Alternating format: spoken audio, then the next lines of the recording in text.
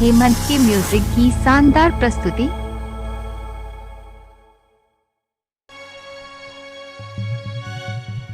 टूरी पटाखा टूरी पटाखा। हेमंत के म्यूजिक आपका हार्दिक स्वागत करता है। टूरी पटाखा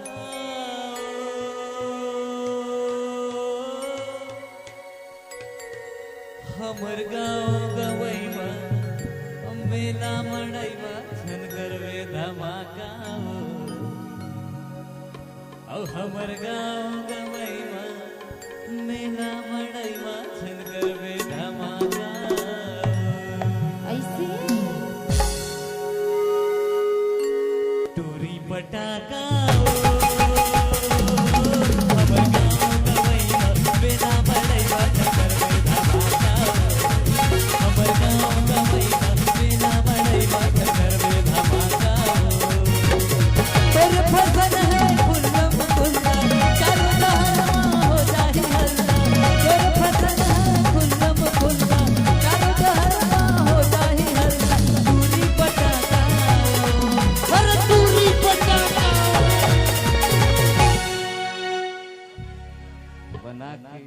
एक जन को बुलाना ये टूरी पटाखा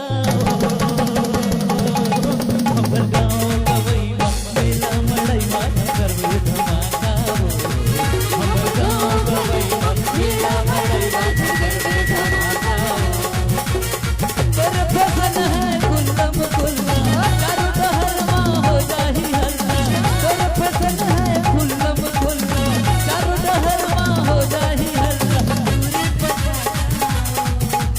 टूरी पटाखा भाव पक्ष के कलाकार जल्दी हारू टूरी पटाखा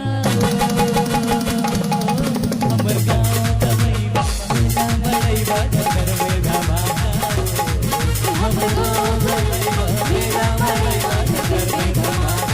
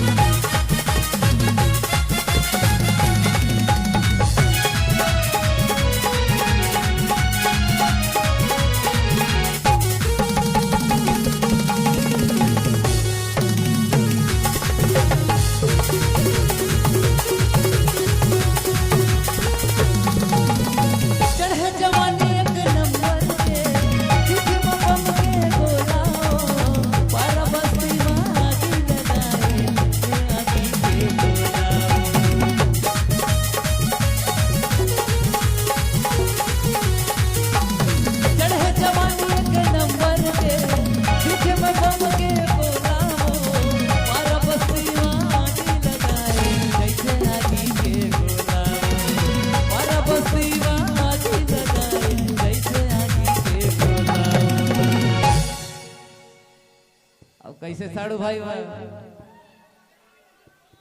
टुकुर टुकुर देखते हो क्या एक बार जोरदार चिल्ला के पगले आई लव यू अभी दिन टूरी पटाखा हमर गाँव गवैमा मेला मड़ैमा करवे धमाका हमर गाँव गवैमा मेला मड़ैमा करवे धमाका। DJ Bittal sound Karaundi.